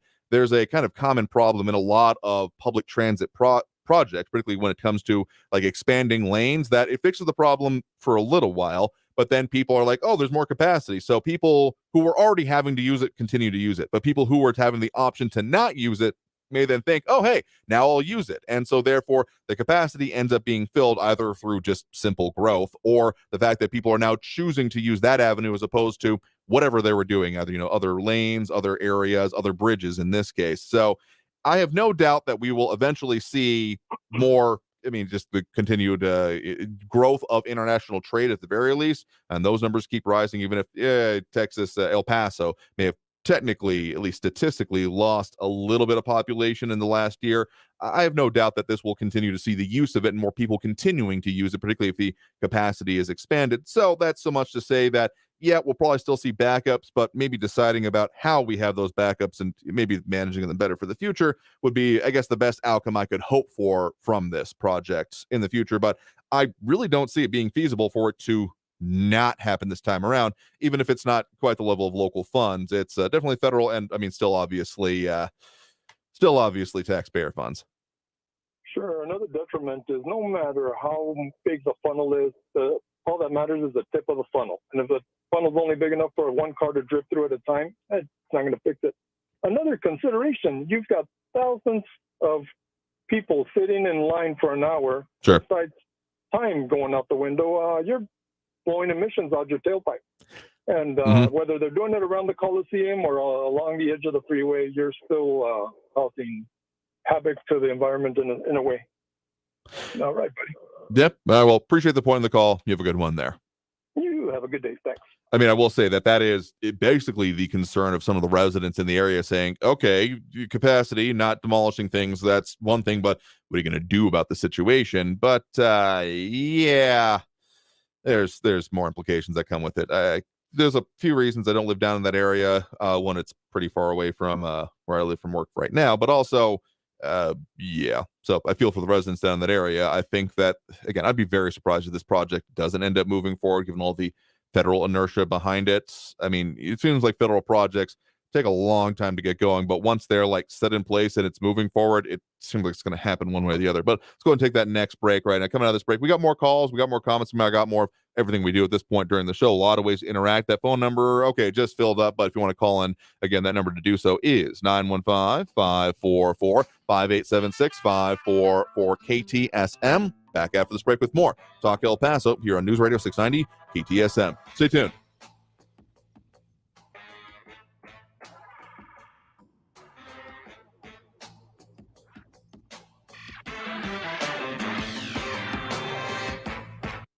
Traffic all day. News Radio 690. I-10 eastbound slow in a couple of spots this afternoon. Stop and go from Vinton down to Thorne now it's down to 8-minute delays. Doing a little bit better. I-10 eastbound Piedras to Geronimo through downtown. It's 5-minute delay. Injury accident inside the loop on Alameda at Carnes. and a crash at Stanton and Wyoming downtown. Carrie Edwards, El Paso traffic. This report is sponsored by Off. Off clean feel, so I can accessorize with studs and not with mosquitoes. I can wear my classic white crop and flag panel jeans and know that I'm covered with 8 hours of not sticky, fragrance-free protection. Get your pre-party protection on with Off Clean Feel. SC Johnson. Are you a business owner, CEO, or responsible for marketing? If you are, iHeartMedia can help you reach your goals and find new customers. We reach more consumers in your target area than anyone else. And we can give you access to those potential customers more cost-effectively across radio, digital, podcasting, and social. We'd love to show you how iHeartMedia can work for you. From your cell, dial pound 250 and say keyword great results. That's pound 250 and say great results. Okay, so we have the car payment, the rent, utilities, and the repair bill. What should we do? I know. I'm going to CashNetUSA.com. I can apply in minutes, get an instant decision, and if approved, we could have the money in our account as soon as the same business day. When you need money fast, be the hero. Go to CashNetUSA.com to apply for the money you need now. The exact timing as to when your loan funds will be available will be determined by your banking institution. This is Joe Cordell of Cordell & Cordell. Men, you fought hard for the role that you play in your children's lives. This Father's Day, Cordell & Cordell celebrates you the entire month of June. Join us every Friday for our live webinar series, Father's Fridays. There you will receive much useful information from our panel of speakers. To register, go to CordellCordell.com/Father's Day. Schedule an appointment with one of Cordell & Cordell's Dallas-Fort Worth area attorneys. Offices in Dallas, Fort Worth, and St. Louis. CordellCordell.com. Did you know you don't spell the footwear brand Skechers with a T? That's right. It's spelled Skechers. There's no T in Skechers. Whoa, wait, is that the legendary Mr. T? What you talking about, fool? Mr. T is always in Skechers. Look, Skechers, Mr. T. Mr. T, Skechers. I'm just saying, people often misspell Skechers and put a T in it. Maybe they should think about changing it then, because T is always in Skechers, fool. Sorry, Mr. T, there's no T in Skechers, only comfort. Hey, hon, what you doing with your phone? Do flowers have best friends? I don't know. Hey, look. Whoa. Some answers can only be found in nature. Discover the unsearchable. Visit discovertheforest.org to find a trail near you. Brought to you by the United States Forest Service and the Ad Council. News Radio 690 KTSM El Paso. Live from the KTSM AM 690 studios, it's Talk El Paso with Andrew J. Polk. To be a part of the show, call 915-544-KTSM or follow on Facebook at facebook.com/Talk El Paso. Now here's your host, Andrew J. Polk. Thank you all so very much for joining us here for Talk El Paso, airing live on News Radio 690 KTSM. I'm your host, Andrew J. Polk. Thank you for tuning in, however you may be doing so, be it on air, online, live streaming through the free and reliable iHeartRadio app, or joining us over on the various social media pages, Facebook, YouTube, Twitter, and Twitch, either under Talk El Paso or Andrew J. Polk. A lot of comments, a lot of other things going on there, but of course, Talk El Paso, brought to you in part by Sunland Park, Chrysler, Dodge, Jeep, Ram, Fiat. Of course, find them at 950 Crockett Street, right across I-10 from Sunland Park Mall. They got a ton of models on sale for you right now, including you can get a 10% below MSRP on various models, cash back, huge savings, huge deals. Sunland Park, Chrysler, Dodge, Jeep, Ram, Fiat. But of course, a lot of comments coming in as well, including a lot of different commentary, some recommendations. But in general, I mean, a lot of stuff going on here. And Ed Clore saying that he's going to call the El Paso County Elections Department to figure out his voting situation, because I want to know the answer on that if you wouldn't mind sharing it with us. Saying they close at 4:45. So sorry about that. Didn't know their hours offhand. But yeah, would certainly encourage that, because if you're in those races and able to do so, the ones currently on the ballot, of which whopping 3% have had a voter turnout so far, would certainly encourage you to do so, along with maybe a little bit of lip flap y'all detecting there. But in any case, still going on. If you can still hear us, see us, and interact to your decision, that's the right way to do so. So let's get right back to the phone lines here. We do have Eric on the east side here with us right now. Eric, thanks for joining us. Hello there. Yeah, I wanted to correct some information I got wrong when I last discussed the EPIS D6 race for school board. Okay. Jacqueline Martinez is actually far more qualified for this position than I had stated a couple of weeks ago. Like, she has 2 bachelor's degrees, not one. One of them is in English literature from St. Mary's University in San Antonio. She has a bachelor's in health promotion from the University of Texas at El Paso. And most impressively, her master's degree, she has a master's degree in education policy and leadership from University of Texas at Arlington. That's incredibly impressive. And she's taught in both Dallas and in El Paso for 13 years.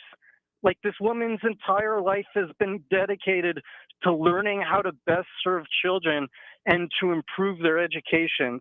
And to what you were saying earlier, about Beals coming on and Jacqueline not being able to, Valerie Beals, she's the front runner, and Right. she had given you the interview, and Martinez isn't the front runner.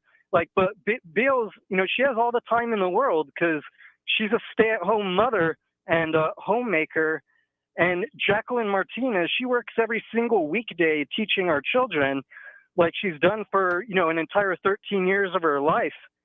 And, school teachers have very little free time, and with what little free time she does have, she has to block walk, I'm sure, herself, because her campaign is a small grassroots funded campaign.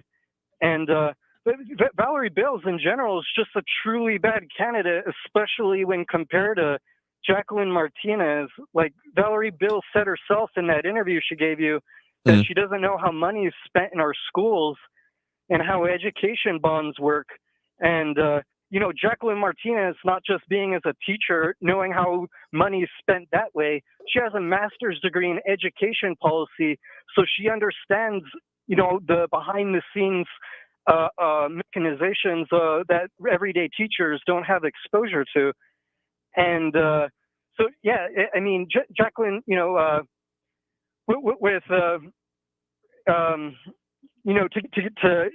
Jacqueline Martinez, with her credentials, she can make a ton of money in the private sector, having a master's degree and 2 different bachelors from 2 different universities.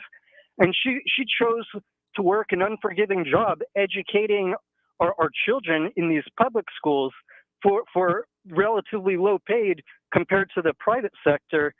And, working that job 13 years, I'm sure she's heard a ton of the concerns from her peers who teach math and the sciences and technology.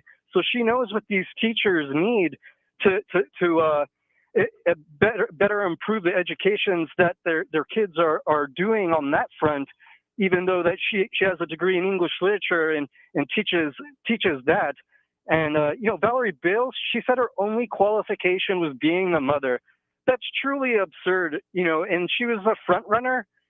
And I really wanted to point out, this was a big detail that I don't think was accurately discussed last time we had discussed this, was that Valerie Beals' campaign is financed and funded by El Paso's millionaires who have spent thousands and thousands of dollars to elect her, despite her being completely unqualified for the position. That Kids First PAC is created by millionaires and financed by millionaires. And that's one of those Orwellian names, Kids First. Looking at Valerie Beals' qualifications, being a stay-at-home mother, and comparing them to such an incredible person like Jacqueline Martinez, or an incredible candidate like Martinez, obviously Kids First aren't at the center focus of this PAC created and financed by millionaires, which is the only thing propping Beals up. Like, it is such a night and day difference between the 2 candidates. And I think Jacqueline Martinez is such an obvious choice. Like, there are no legitimate reasons to support Valerie Beals if you care about the education of our children. And Jacqueline Martinez, she's really focused on practical matters, like preparing students for jobs right out of high school and trade schools, not just college. If you look at her campaign policies on her website, she's presenting actual ideas that are going to make a tangible difference in these children's lives. You can't compare the 2.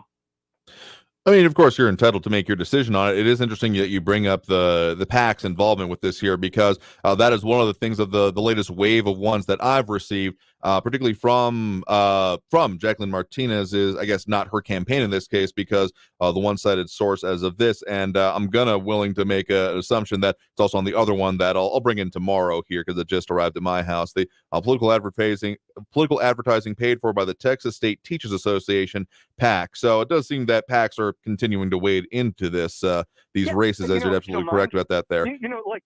Like teachers, of course the teachers are going to support this lifelong teacher who clearly cares about the children's education. From the very first moment she entered college, this is what she had in her mind, to serve the community, to serve the children, to make sure that teachers, can produce quality educations for children. And that Kids First PAC, it's literally financed and created by millionaires. That's the only, I can only imagine what weird, sordid interest would cause them to support this incredibly unqualified candidate. It just reeks of a shadiness. Again, totally entitled to make your own decision on candidates you will or won't support in these cases here. But the idea that there's no legitimate reason for someone to vote for someone else, I mean, there's plenty of different perspectives people bring to it. And the whole "we the people" part of it, like you coming back to, I mean, it's what is it in the song, peace sells, but who's buying? But I mean, anyone can and should be able to run for office, and people can make their own decisions on it here. So the PAC's wading into this, and let's just say the stepping up in the game in the last few weeks of this election, of the mailers going out, and of course the vitriol that's come along with it, has been an interesting turn of it. I just hope enough people actually turn out and vote in this election because, among other things, we're again standing across the board, not in any particular race, at about 2 and change to like at most 3%. So about 2,000 people. So I'll just keep saying this as I will every time we bring up these elections. Anytime we talk about elections, you absolutely need to go out and vote, and take everyone that you know that you want to go and vote with you. Make your plan to go vote. Again, early voting is over. It's coming up. Actual election day this Saturday. I'll be going out to vote that time around. So just please do it as well. Anyone who is in those areas that still have those ongoing races in it, I really hope you do figure that part out. So I appreciate the point in the call. We got to take that next break right now. Coming out of this break, we're going to talk more about the issues, of course, affecting us here in El Paso, and more on those phone lines. So again, if you want to add your 2 cents that way, 915-544-5876, 915-544-KTSM. Back after this break with more Talk El Paso here on News Radio 690 KTSM. Stay tuned.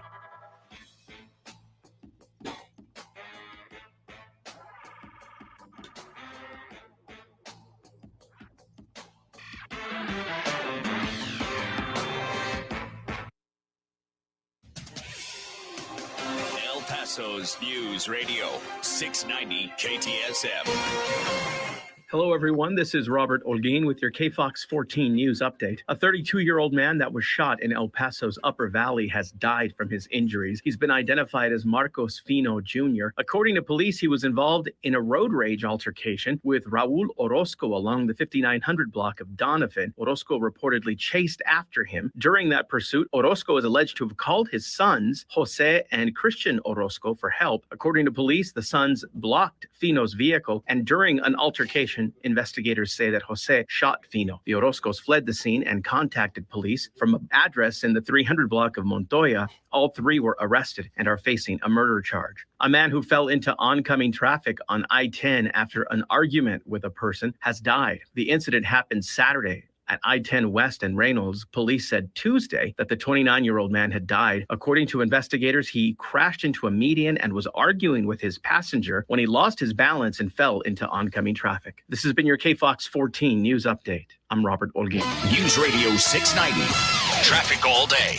Slow traffic in a couple of spots on the 10 eastbound from Vinton down to Thorne in the Upper Valley. It's an 8-minute delay. Closer to downtown, I-10 eastbound Piedras over to Geronimo, it's a 5-minute delay. An accident reported eastbound Edgemere at Saw Kleinfeld, and police responding to an accident downtown Stanton northbound at Wyoming. Carrie Edwards, El Paso traffic. From the KFOX 14 Severe Weather Center, I'm Chief Meteorologist Brad Montgomery. Looking ahead to our Thursday, partly cloudy skies for tomorrow. A nice start. Lows back down into the 50s and 60s, but it's going to be another hot one for the afternoon tomorrow. High around 92 degrees. As we look ahead to your Friday, partly cloudy, breezy. High around 91 degrees. For your Saturday and Sunday, mostly sunny on Saturday. High around 92 with a high around 95 for your Sunday. From the KFOX 14 Severe Weather Center, I'm Chief Meteorologist Brad Montgomery. This report is sponsored by Macy's Backstage. What will you find at Macy's Backstage? Here's a hint. Summer essentials for $25 and under, like swimsuits, cover-ups, sunglasses, and more accessories you need now. Find the latest trends and new arrivals at a Macy's Backstage store near you.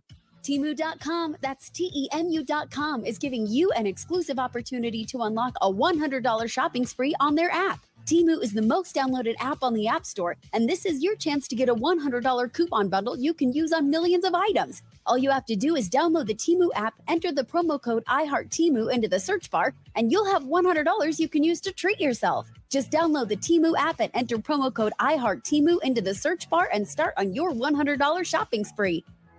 A true band of brothers with real Texas roots. Eli Young Band, live at Lowbrow Palace, Friday, June 9th. Grammy nominated and now live at Lowbrow Palace, 1006 Texas Avenue. Don't miss Eli Young Band, Friday, June 9th at Lowbrow Palace. Tickets at lowbrowpalace.com. An all-ages show. Off clean feel, so I can accessorize with studs and not with mosquitoes. I can wear my classic white crop and flag panel jeans and know that I'm covered with 8 hours of not sticky, fragrance-free protection. Get your pre-party protection on with Off Clean Feel. SC Johnson. This report is sponsored by Off. There won't be much substance on your news feed until you add us. Just like us or click on the link at kcsmradio.com. Donna from Louisiana. The storm just hit, and we went from donating to the food bank to needing it. Hunger is a story we can end. End it at feedingamerica.org. Brought to you by Feeding America and the Ad Council. El Paso's News Radio, 690 KTSM. Live from the KTSM AM 690 studios, it's Talk El Paso with Andrew J. Polk. To be a part of the show, call 915-544-KTSM or follow on Facebook at facebook.com/Talk El Paso. Now here's your host, Andrew J. Polk. Thank you all so very much for joining us here for Talk El Paso, airing live on News Radio 690 KTSM. I'm your host, Andrew J. Polk. Thank you for tuning in, however you may be doing so, be it on air, online, live, streaming through the free and reliable iHeartRadio app, or joining us over on the various social media pages. We're up on these days, Facebook, YouTube, Twitter, and Twitch, either under Talk El Paso or Andrew J. Polk. Those dropping those likes and reacts that we certainly appreciate as we continue our mission to be able to talk about these things, and so it's helping us with the algorithmic things, including Graham Ambrabanda, Bernadette Bandicool, Jennifer Favor Howell, Ida Beza Gardner, James Holmes, Flaco Jimenez, RJ Promotes, Eric Von Holstein Rathel, Monica Cervantes, and Robbie Flores. I mean, there's a lot to be talked about here. And Eric Von Holstein Rathel asking the question, have I invited on the candidate who Eric has a crush on to do the interview? Again, I don't mind anyone making their decision on who they would support or not, though, if I remember correctly. I don't believe he's actually in that voting area, but still advocating for it. Again, bit prerogative. Yes, we have been in contact with Jacqueline and I guess her campaign by proxy, but have not gotten a response on getting it on the calendar yet. So we'll do our best to get it on here. I've called most days out of the previous week, so not sure where the wires are getting crossed right now, but we would love to be able to talk with her, at the very least, put a cap on this race. But again, I will totally note that El Paso Matters has a decent breakdown of some of the issues, some of the discussions going on in this, the District 2 EPISD race, or the YISD District 6, and the they refer to, among other things, that Kids First for El Paso, as well as some of the other issues being thrown around.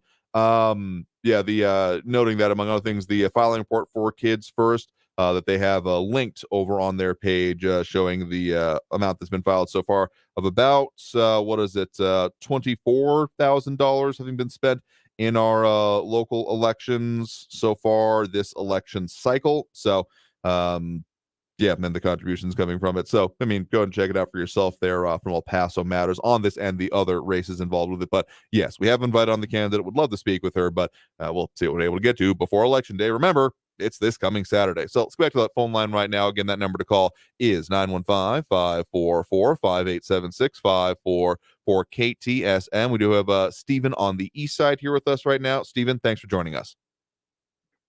Hey, Andrew. Hey there. What's on your mind?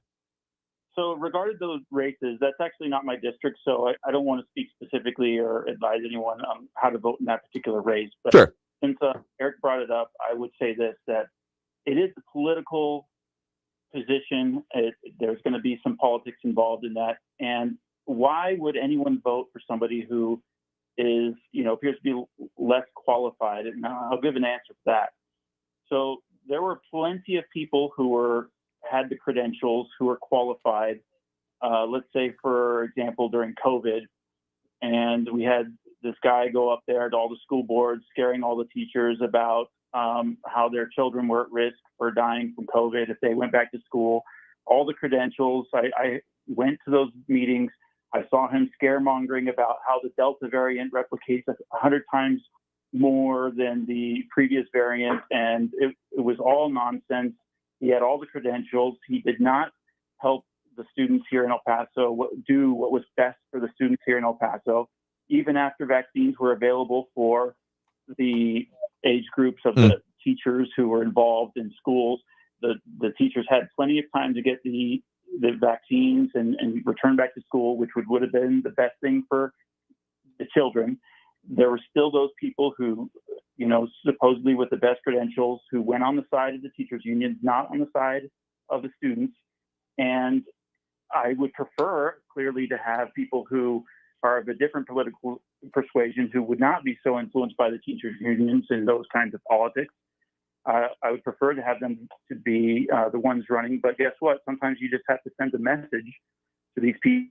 Hey, we're on the wrong side of history when it comes to trying to throw masks on children as young as 2 years old, as if it's not going to affect their speech development and affect them psychologically and isolate them and ruin in terms of health and schools and sports.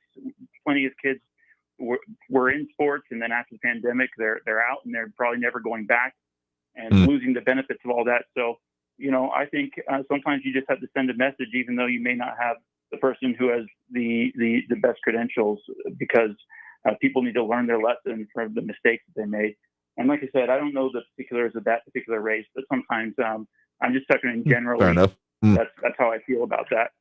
And in terms of his call yesterday, I hope that we remember that day. It was June 6th, and people can go back and look at that call that Eric made and see how the left will oftentimes browbeat people in terms of what kind of agenda they're pushing. In this case, he was pushing the transgender ideology, where the idea is given that if you do certain hormones, if you do certain procedures, then you can convert your body from a male to a female, which is impossible.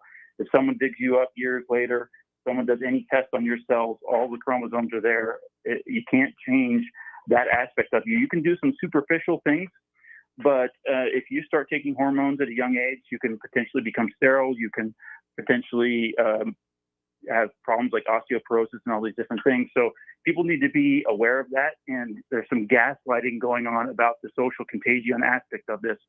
I mean, Angelina Jolie and what's this other actress? I think this other actress has 3 boys, and she dresses them all up as girls. And we know that true transgender dysphoria, the gender dysphoria, it's a relatively rare thing. If all 3 of your kids are supposedly transgender, or if you get this activist, like we've seen, who half of their kids in their classrooms are some kind of LGBTQ, then there's social contagion going on. And so it's right for people to push back and to pretend that someone can come on here and tell everyone else that they're wrong, that they're not seeing what they're seeing, and they're not seeing the social contagion, and they're not seeing people just being labeled as transphobic if they push back on that. No, we have to push back. And they'll cite studies, like a couple of UK studies, that supposedly claim that the risk of suicide is higher if they don't get this early intervention. Well, those are a couple self-reporting studies, and there's bigger, more statistically robust studies that don't show that. And so what they're going to tell you when they go into the psychology office, and sometimes you have a kid who's autistic who feels uncomfortable with the changes in their body, you can say, well, maybe you're having this uncomfortable thing with your body because you're going through puberty, maybe because you're trapped in the wrong body. And guess what, mom and dad, if you don't do this, then your child's going to kill themselves. So they pressure people and they convince them that doing these hormones and surgeries is the right thing to do. I think it's right for people to push back. I'm kind of with you on the government intervention part of it. I would rather it come from pushing back socially and research. And I think we need to push back and show these other studies. And unfortunately, a lot of those social studies are largely dominated by, people of a particular political bent. And so just like with COVID, a lot of people will push their own studies, cherry pick studies, manipulate the numbers and do those kinds of things. But with this, you'll see other countries are already reversing course on their gender transitioning with young people because they know something that, guess what, Eric doesn't. And so don't let them browbeat you. The left will browbeat you and pretend that you're transphobic or that you're against drag queens because they're dressing up like BDSM on the streets and simulating anal sex out on the street in front of children. And you see them doing that and you say, well, that doesn't seem right. Oh, you must be transphobic or you must be drag queen phobic or whatever. Don't let them do that. Keep your calm and push back. It's the right thing to do. Again, I keep coming down to it that I don't really care what most people do in their own lives. I would not want that same focus on my own life and choices on like what I'm deciding to do that literally impacts no one else. But let me just say, and this is not the phrase I would use in general life, but you don't mess with kids. Frankly, part of what you're talking about there conceptually could end up being a technology issue about, what is it meaning if you are, a transitioning of a gender. I mean, sure, the technology does not currently exist. Conceptually, it could exist in the future. I mean, there's nanotechnology. Who knows what'll come, but I mean, it's entirely technologically possible at some point in the future that it would be able to do a complete and seamless transition where it would be unidentifiable. Doesn't exist at the moment. So then it just comes down to a policy question of how do we deal with such a thing? Again, when you start talking about, consenting adults doing whatever they want with their own bodies, I mean, body modification exists of various different ways, even outside of this issue without being a gender thing. And again, not a choice I'd make for myself, but for someone doing that, fine, go live your life. Go forth and be prosperous, whatever have you. But so then it starts coming down to so what are the policies about this? What should we have in place if the, ability to do it is no longer a question of it? And I still would have some serious misgivings about those below the age of majority, below the age of having, as we have decided as a society, being able to make life-altering decisions on their own. I mean, there are certain instances in certain states that I firmly disagree with that have parental consents for marriage before that. And I still have a lot of issues with that on its own here. But we have certain standards that we as a society and we as a civilization have decided these are where you can begin making those decisions. And anything below that, again, you don't mess with kids. And so, well, again, I don't know what my situation would be if I were to be presented with that coming up in my own life, how I'd react to it. I honestly cannot say because of the different ways that situation can go on. I will say this with a certainty. Anyone saying that, oh no, kid, you totally need to do this, I'm going to have a lot of issues with that person. Absolutely. Yeah, I mean, there's not the technology there, and it is superficial, and you basically become a medical patient for life because you have to be monitored. Your hormones have to be monitored. The surgeries are something that have to be constantly maintained. You're talking about becoming a medical patient for the rest of your life and constantly needing medical care if you do something like that. And so that's not something to be taken lightly.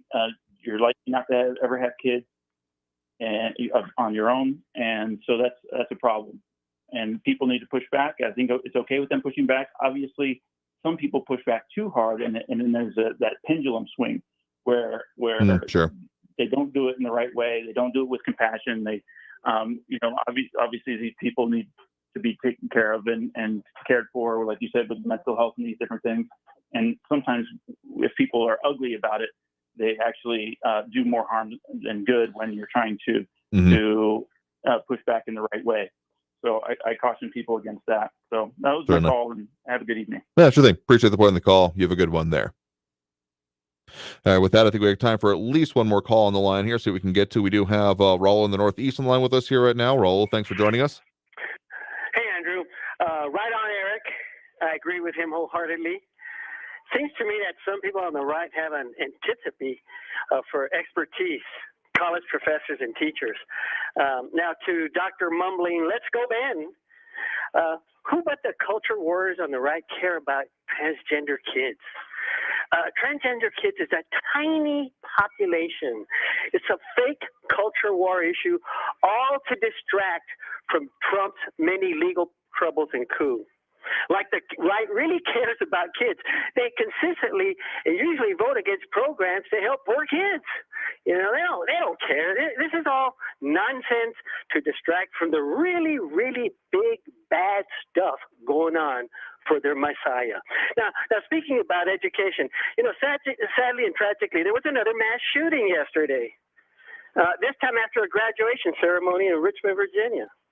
And an 18-year-old graduate, some kid, Sean Jackson, and his 36-year-old stepfather, Renzo Smith, were killed. And 5 other people were injured, according to the police. Now, the suspect, the 19-year-old, apparently had an ongoing dispute with the 18-year-old victim. And so the police are calling it a targeted attack.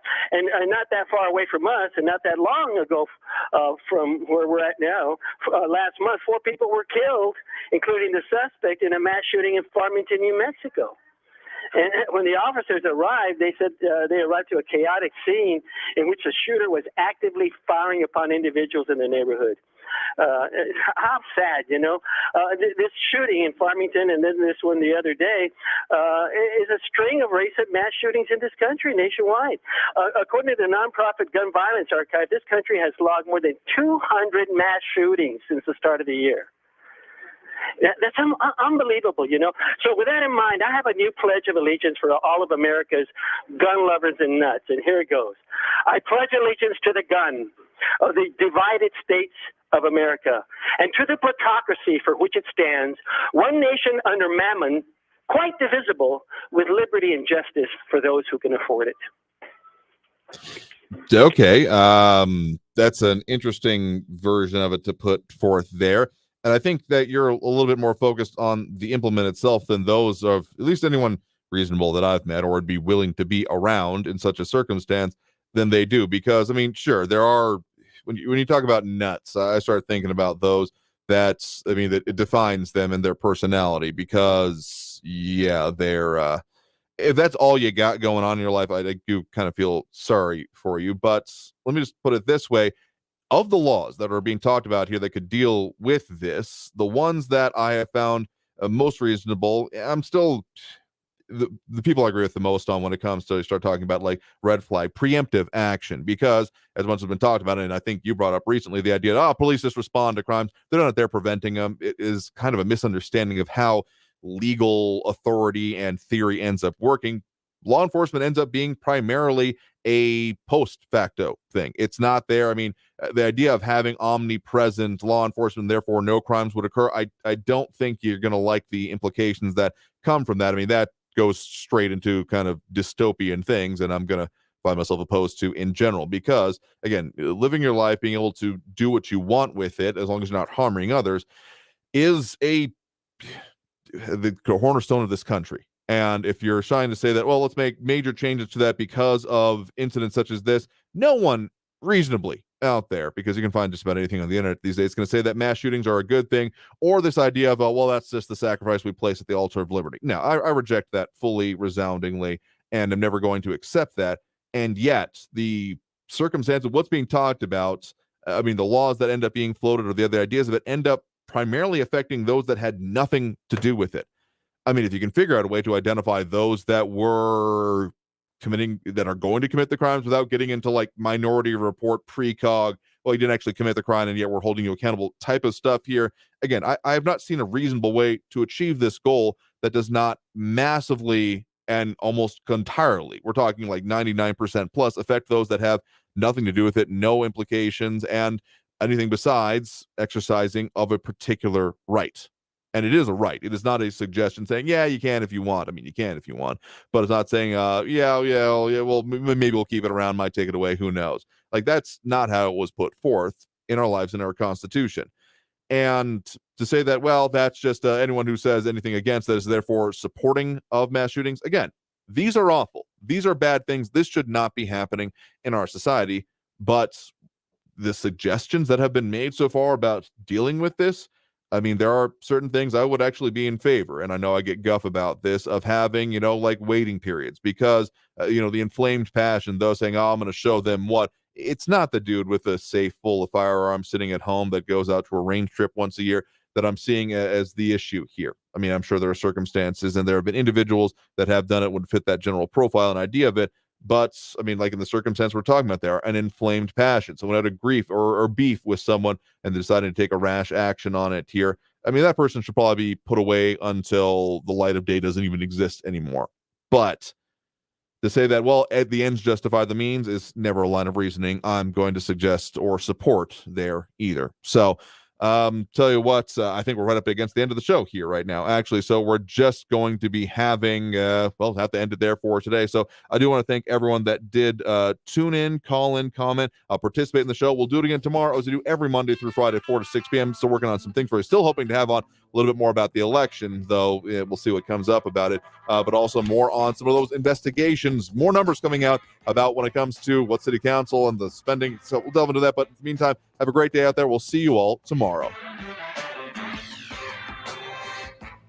Hello, everyone. This is Robert Olguin with your KFOX 14 News Update. A 32-year-old man that was shot in El Paso's Upper Valley has died from his injuries. He's been identified as Marcos Fino Jr. According to police, he was involved in a road rage altercation with Raul Orozco along the 5900 block of Donovan. Orozco reportedly chased after him. During that pursuit, Orozco is alleged to have called his sons, Jose and Christian Orozco, for help. According to police, the sons blocked Fino's vehicle, and during an altercation, investigators say that Jose shot Fino. The Orozcos fled the scene and contacted police from an address in the 300 block of Montoya. All three were arrested and are facing a murder charge. A man who fell into oncoming traffic on I-10 after an argument with a person has died. The incident happened Saturday at I-10 West and Reynolds. Police said Tuesday that the 29-year-old man had died. According to investigators, he crashed into a median and was arguing with his passenger when he lost his balance and fell into oncoming traffic. This has been your KFOX 14 News Update.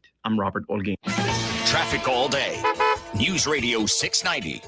Westbound on Border Highway at Fonseca, we got a crash, multiple vehicle accidents blocking the left lane, causing delays. To I-10 eastbound, Vinton down to Mesa, it's down to a 5-minute delay. Slow traffic, I-10 eastbound from Piedras out to Geronimo, 7-minute delays there. And an accident reported eastbound Edgemere at Saul Kleinfeld. Carrie Edwards, El Paso traffic. This report is sponsored by Off. Off Clean Feel, so I can accessorize with studs and not with mosquitoes. I can wear my classic white crop and flag panel jeans and know that I'm covered with 8 hours of not sticky, fragrance-free protection. Get your pre-party protection on with Off Clean Feel. SC Johnson. In this week's Marketers Report, we hear about the importance of local radio from Allison Griffin, head of marketing at State Farm. iHeart has such a broad broadcast reach that is local, and for us to be able to touch customers with a local feel but at a national scale is so efficient and important for us. As the #1 audio company, iHeartMedia gives marketers access to the audiences, trusted influencers, and data you need to grow. If you're a marketer, go to iHeartResults.com. Hi, I'm Burt Ward, Robin from TV's Batman, inviting you to feed your dog natural, non-GMO, Gentle Giants dog and puppy food. Dogs eating Gentle Giants and following our special feeding and care program are living as long as 27 healthy, active years with a wonderful quality of life. Holy wow, 27 years! Think of all the extra years you could enjoy with your dog at Target, H-E-B, and stores near you. Try Gentle Giants cat and kitten food, too. Always just minutes away from the latest news around town and around the world. You need to know what's going on. News Radio 690 KTSM. Blue Star medicated ointment works fast to relieve the pain and itch of almost any skin irritation. 690 KTSM. Skin irritation. You can feel it working. We've had Blue Star in the family for years. It works on everything. I love the cooling sensation on my athlete's foot. What a relief for my eczema. Nothing worked on my dry, cracked skin until I tried Blue Star. Blue Star is great for scalp itch. Look for the white box with the Blue Star in the first aid section.